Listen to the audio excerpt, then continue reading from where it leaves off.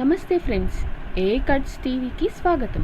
ఈరోజు మనం ఒక వ్యక్తి జీవిత గాథ గురించి వివరంగా తెలుసుకుందాం. మరెందుకు ఆలస్యం, వివరాల్లోకి వెళ్ళిపోదాం. న్యాయం కోసం, సమానత్వం కోసం తన జీవితాన్నే అంకితం చేసిన విప్లవ వీరుడు చెగువేరా. విప్లవం అనేది పండినప్పుడు రాలే యాపిల్ కాదు, అది రాలేలా మనమే చేసుకోవాలని చెప్పిన వ్యక్తి చెగువేరా. ప్రపంచం నిన్ను మార్చనివ్వు, అప్పుడు నువ్వు ప్రపంచాన్ని మార్చగలవు అనే సిద్ధాంతాన్ని నమ్మిన వ్యక్తి చెగువేరా. న్యాయం కోసం నిలబడండి, ఎన్ని కష్టాలు వచ్చినా వెనక్కి తగ్గకండి. సమాజంలో సమానత్వం కోసం పోరాడాలి, మన విశ్వాసం కోసం త్యాగం చేయడానికి సిద్ధంగా ఉండాలని నినదించి నిరంతరం నవసమాజ స్థాపనకు నాంది పలికిన వ్యక్తి చెగువేరా. అర్జెంటీనాలో జన్మించిన చెగువేరా మొదట ఒక డాక్టర్గా తన ప్రయాణం ప్రారంభించారు. కానీ లాటిన్ అమెరికా దేశాలలో పేదరికం, అన్యాయం, అసమానతలను దగ్గరగా చూసిన తర్వాత అతని జీవిత లక్ష్యం పూర్తిగా మారింది. క్యూబా విప్లవంలో ఫిడెల్ కాస్ట్రోతో కలిసి పోరాడి ఒక కొత్త సామాజిక మార్పుకు దారితీశారు. ఆయన జీవితం కేవలం రాజకీయ పోరాటం కాదు, అది ఒక ఆలోచన, ఒక సిద్ధాంతం. అతని నాయకత్వం, ధైర్యం, నిబద్ధత మరియు తన లక్ష్యంపై తనకు ఉన్న నమ్మకం. చెగువేరా జీవితం మనకు ఒక స్పష్టమైన సందేశం ఇస్తుంది. మీ నమ్మకాల కోసం పోరాడితే మీరు ప్రపంచాన్ని మార్చగలరు. ఇంత చక్కటి సందేశంతో పాటు మరెన్నో విషయాలు వివరంగా తెలుసుకున్నటకు ఈ వీడియోని పూర్తిగా చూడండి. ఈ ముఖం బహుశా ప్రపంచంలోనే అత్యంత ప్రసిద్ధి చెందిన ముఖాల్లో ఒకటి. తిరుగుబాటుకి, స్వేచ్ఛకి, వ్యవస్థని ఎదిరించడానికి ఒక చిహ్నం. అయితే ఈ టీషర్ట్ల మీద, పోస్టర్ల మీద కనిపించే ఈ ముఖం వెనక ఉన్న మనిషెవరు? అతని కథేంటి? ఈ రోజు మనం ఆ పురాణం వెనక ఉన్న అసలైన మనిషి గురించి, అతని ప్రయాణం గురించి తెలుసుకోబోతున్నాం. అసలు ఒక మనిషి ఒక ఐకాన్గా, ఒక పురాణంగా ఎలా మారిపోతాడు? అతను చనిపోయినా కూడా అతని ఆశయాలు ఎలా బ్రతికే ఉంటాయి? ఈ ప్రశ్నలకు జవాబు దొరకాలంటే మనం అర్జెంటీనాలో పుట్టిన ఎర్నెస్టో గెవారా, క్యూబా విప్లవ వీరుడు చేగా ఎలా మారాడో తెలుసుకోవాలి. ఈరోజు మన ప్రయాణంలో మనం అతని గురించి, అంటే ఆ ఐకాన్ వెనుకున్న మనిషి గురించి మొదలుపెట్టి అతని అనారోగ్యం, ప్రయాణాలు అతన్ని ఎలా తీర్చిదిద్దాయో చూద్దాం. ఆ తర్వాత వైద్యం నుండి విప్లవం వైపు అతని అడుగులు, క్యూబాలో సాధించిన అద్భుతమైన విజయం, ఆ తర్వాత పాలనలో అతని పాత్ర, చివరికి అతని వారసత్వంలో ఉన్న వైరుధ్యాలు, వీటన్నిటినీ చర్చిద్దాం. సరే, ఇక మొదలు పెడదామా? సరే, మొదటగా విప్లవ వీరుడు చే గెవారా అవ్వడానికి ముందు అసలు ఎర్నెస్టో గెవారా ఎవరు? అతని బాల్యం ఎలా గడిచింది? అక్కడ్నుంచే మన కథ మొదలవుతుంది. ఎర్నెస్టో గెవారా పుట్టింది ఒక సంపన్న కుటుంబంలో. చెప్పాలంటే అసలు పేదరికమంటేంటో తెలియని జీవితం అదంది. వాళ్ల ఇంట్లోనే ఏకంగా 3000 పుస్తకాలతో ఒక పెద్ద లైబ్రరీ ఉండేది. చిన్నప్పటినుంచి పుస్తకాల పొరుగు. కవిత్వం, చదరంగం, మార్క్స్, ఫ్రాయిడ్ లాంటి వాళ్ల తత్వశాస్త్రం అన్నీ చదివేసేవాడు. కాని అతన్లో ఆ పుస్తకాల పురుగుతో పాటు ఒక తిరుగుబాటుదారుడు కూడా దాగున్నాడు. దానికొక ఉదాహరణ ఏంటంటే, తన 15వ ఏట స్నేహితులు ఒక నిరసన ప్రదర్శనకు రమ్మంటే అతనేమన్నాడో తెలుసా? నా చేతిలో తుపాకీ పెడితేనే వస్తాను అని. ఆ మాటల్లోనే అతని తత్వమేంటో మనకర్థమవుతుంది. ఇప్పుడు మనం అతని జీవితాన్ని మలుపు తిప్పిన 2 ముఖ్యమైన విషయాల గురించి మాట్లాడుకుందాం. ఇవి లేకపోతే బహుశా ఎర్నెస్టో చేగా మారి ఉండేవాడే కాదేమో. అవేంటంటే, 1 అతని ఆరోగ్యం, 2 అతని ప్రయాణాలు. చేకి జీవితాంతం ఒక శత్రువు ఉండేది. అది బయట ఎక్కడా లేదు, తనలోనే ఉంది. అదే తీవ్రమైన ఆస్తమా. అంటే ఊపిరి తీసుకోవడమే ఒక యుద్ధంలాంటిదే. కాని చే దాన్ని ఒక బలహీనతలా ఎప్పుడూ చూడ్లేదు. దాన్ని జయించాల్సిన ఒక సవాల్గా చూశాడు. ఆ అనారోగ్యమే అతన్లో ఉక్కు సంకల్పాన్ని నింపింది. ఆస్తమాతో బాధపడుతూ కూడా రగ్బీలాంటి కఠినమైన ఆట ఆడేవాడు. ఒక్కోసారి ఊపిరి ఆడక మైదానంలో పడిపోయినా మళ్లీ లేచి ఆడేవాడు. ఈ అంతర్గత పోరాటమే రేపతను చేయబోయే పెద్ద పోరాటాలకు అతని మానసికంగా సిద్ధం చేసింది. ఈ స్లైడ్లో కనిపిస్తున్న మ్యాప్, ఇది కేవలం కొన్ని దేశాల పటం కాదు. ఇది ఎర్నెస్టో అనే ఒక యువకుడి ఆత్మపరిశోధన యాత్ర. తన మోటార్ సైకిల్పై లాటిన్ అమెరికా అంతటా తిరుగుతున్నప్పుడు అతను అందమైన ప్రదేశాలను మాత్రమే చూడలేదు. ఆకలితో చనిపోతున్న పిల్లల్ని చూశాడు, బడా కంపెనీల దోపిడీకి గురవుతున్న కార్మికుల్ని చూశాడు, సమాజం వెలివేసిన కుష్ఠురోగుల్ని చూశాడు. ముఖ్యంగా పెరులోని ఆ కుష్ఠురోగుల కాలనీలో వాళ్లతో కలిసి భోజనం చేసి వాళ్ల గాయాలకు మందు రాసినప్పుడు అతనిలో ఏదో శాశ్వతంగా మారిపోయింది. ఆ ప్రయాణం ముగిసేసరికి డాక్టర్ ఎర్నెస్టో వెనక్కి వెళ్ళిపోయాడు. అతని స్థానంలో ప్రజల కోసం పోరాడాలనుకునే ఒక విప్లవకారుడు పుట్టాడు. ఆ మార్పు ఎంత తీవ్రమైనదో అతని మాటల్లోనే వినండి. నేను పేదరికం, ఆకలి మరియు వ్యాధులతో చాలా దగ్గరగా సంబంధమేర్పరుచుకున్నాను. ఒక ప్రసిద్ధ పరిశోధకుడుగా ఉండటం కంటే ప్రజలకు సహాయం చేయడం ముఖ్యం అని నేను గ్రహించడం ప్రారంభించాను. సరే, 1953లో ఎర్నెస్టో అధికారికంగా డాక్టర్ పట్టా పుచ్చుకున్నాడు. కాని అతని మనస్సు మాత్రం వైద్యం మీద లేదు. అప్పుడే అతని జీవితంలో ఒక సంఘటన జరిగింది. ఆ సంఘటనతో అతను వైద్య వృత్తిని పూర్తిగా వదిలేసి విప్లవ మార్గాన్నెంచుకోవాల్సొచ్చింది. అదేంటో ఇప్పుడు చూద్దాం. అది గ్వాటెమాలా. అక్కడ ప్రజాస్వామ్యబద్ధంగా ఎన్నికైన ఒక ప్రభుత్వం పేదలకు భూమిని పంచేందుకు కొన్ని సంస్కరణలు తీసుకొచ్చింది. కాని ఈ సంస్కరణల వల్ల అక్కడ ఆధిపత్యం చెలాయిస్తున్న యునైటెడ్ ఫ్రూట్ అనే ఒక పెద్ద అమెరికన్ కంపెనీకి నష్టమొస్తుందని అమెరికాకి చెందిన CIA ఆ ప్రభుత్వాన్ని కూలదోసింది.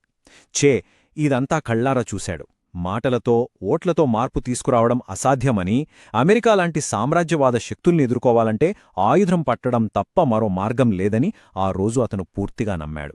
గ్వాటెమాలా చేకి తన శత్రువెవరో స్పష్టంగా చూపించింది. ఇప్పుడతని ముందు 2 దారులున్నాయి. ఒకటి, డాక్టర్గా మారి కొంతమందికి వైద్యం చేస్తూ గౌరవంగా బ్రతకడం. రెండోది, విప్లవకారుడిగా మారి లక్షలాది మంది ప్రజల విముక్తి కోసం పోరాడుతూ ప్రాణాలను పణంగా పెట్టడం. చాలామంది మొదటి దారినే ఎంచుకుంటారు కదా. కాని చే గెవారా అతను చాలామందిలాంటివాడు కాదు. ఆ నిర్ణయం క్యూబా తీరంలో చావు అంచున ఉన్నప్పుడు ఆచరణ రూపం దాల్చింది. వాళ్లు ప్రయాణిస్తున్న గ్రాండ్మా పడవపై దాడి జరిగినప్పుడు అంతా గందరగోళం. ఆ సమయంలో అతని ముందు 2 వస్తువులు పడి ఉన్నాయి. ఒకటి మందుల పెట్టె, మరొకటి తూటాల పెట్టె. అతను ఒక్క క్షణం కూడా ఆలోచించకుండా తూటాల పెట్టెను తీసుకున్నాడు. ఆ క్షణం డాక్టర్ ఎర్నెస్టో చనిపోయాడు. కమాండర్ చే పుట్టాడు. అతను తర్వాత చెప్పినట్లు, గ్రాండ్మా ల్యాండింగ్ దాడి నుండి బయటపడినప్పుడు నేను మందుల సంచిని వదిలి తూటాల పెట్టెను ఎంచుకున్నాను. సరే, ఇప్పుడు కథ క్యూబాకి చేరుకుంది. చే గెవరా పేరు చరిత్రలో నిలిచిపోవడానికి కారణమైన క్యూబా విప్లవం. దాదాపు ఓడిపోయిన స్థితి నుండే వాళ్ళొక దేశాన్ని ఎలా గెలిచారో చూద్దాం. అది అసాధ్యమనుకున్న ప్రయాణం. మెక్సికోలో ఫిడెల్ కాస్ట్రోని కలిసిన చే అతని 82 మంది యోధులతో కలిసి క్యూబా బయలుదేరాడు. కాని తీరానికి చేరగానే భయంకరమైన దాడి. 82 మందిలో కేవలం 12 మంది మాత్రమే బ్రతికారు. విప్లవం మొదలమక ముందే ముగిసిపోయిందనుకున్నారందరూ. కాని వాళ్లు తప్పులో కాలేశారు. సియెరా మేస్త్రా పర్వతాల్లో ఆ 12 మంది ఒక సైన్యంగా మారారు. ఇక్కడే చే ఒక సాధారణ సైనికుడు నుండి కమాండర్గా ఎదిగాడు. అతను చాలా క్రమశిక్షణగలవాడు, అద్భుతమైన వ్యూహకర్త. తన సైనికులకు ఒక స్ఫూర్తి. అతని నాయకత్వంలోనే గెరిల్లా సైన్యం శాంటాక్లారా అనే కీలక నగరాన్ని గెలుచుకుంది. ఆ దెబ్బతో నియంత బాటిస్టా దేశం విడిచిపారిపోయాడు. క్యూబా స్వతంత్రమైంది. విప్లవం గెలిచింది. కాని కథ ఇక్కడితో అయిపోలేదు. నిజానికి అసలైన సవాళ్లు ఇప్పుడే మొదలయ్యాయి. అధికారంలో ఉన్న చే గెవారా, అతని పాత్ర చాలా సంక్లిష్టమైనది, వివాదాస్పదమైనది. అదెంత చూద్దాం. అధికారంలోకి వచ్చాక చే ఒక కొత్త సమాజాన్ని నిర్మించాలని కలడు కన్నాడు. పరిశ్రమల మంత్రిగా, నేషనల్ బ్యాంక్ అధ్యక్షుడుగా ఎన్నో మార్పులు తెచ్చాడు.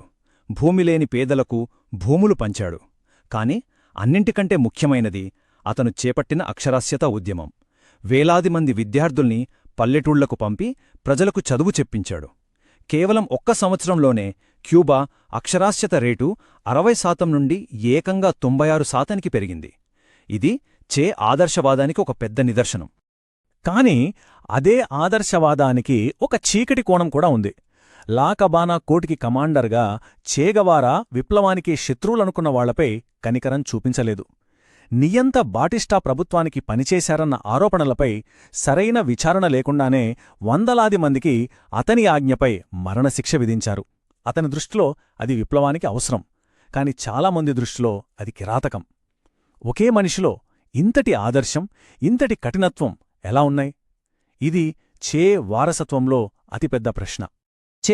క్యూబా ఒక గమ్యం గాదు, కేవలం ఒక ప్రారంభం. ప్రభుత్వ పదవులు, అధికారిక హోదాలు అతనికి నచ్చలేదు. అతని ఆత్మ ఇంకా ప్రపంచంలోని పీడిత ప్రజల కోసం పోరాడాలనే తపించేది. అందుకే అతను క్యూబాలో తనకున్న అధికారాన్ని, హోదాని వదిలేసి మళ్లీ యుద్ధభూమికి వెళ్లాలని నిర్ణయించుకున్నాడు. అయితే క్యూబాలో పనిచేసిన వ్యూహం వేరే దేశాల్లో పనిచేయలేదు. అతను విప్లవాన్ని ఎగుమతి చేయాలని ప్రయత్నించాడు, కాని 2 చోట్లా విఫలమయ్యాడు. ఆఫ్రికాలోని కాంగోలో స్థానిక తిరుగుబాటుదారులతో కలిసి పనిచేయలేకపోయాడు. ఇక బొలీవియాలో అయితే అతను ఎవరికోసం పోరాడటానికి వెళ్లాడో ఆ స్థానిక ప్రజలే అతన్ని నమ్మలేదు, అతనికి మద్దతివ్వలేదు. క్యూబాలో హీరో అయిన చే బొలీవియా అడవుల్లో ఒంటరివాడైపోయాడు. ఇక మనం కథ చివరి అంకానికి వచ్చాం. అతని పరాజయం, పట్టుబడటం, మరణం ఇవే అతన్ని ఒక మనిషి నుండి ఒక అమరవీరుడిగా, ఒక పురాణంగా ఎలా మార్చాయో చూద్దాం. బొలీవియా అడవుల్లో ఉచ్చు బిగుసుకుంది. ఒక ఇన్ఫార్మర్ ఇచ్చిన సమాచారంతో అమెరికా మద్దతున్న బొలివియన్ సైన్యం అతని చిన్న బృందాన్ని చుట్టుముట్టింది. కొన్ని రోజుల పోరాటం తర్వాత గాయపడి నీరసించి ఉన్న చే దొరికిపోయాడు.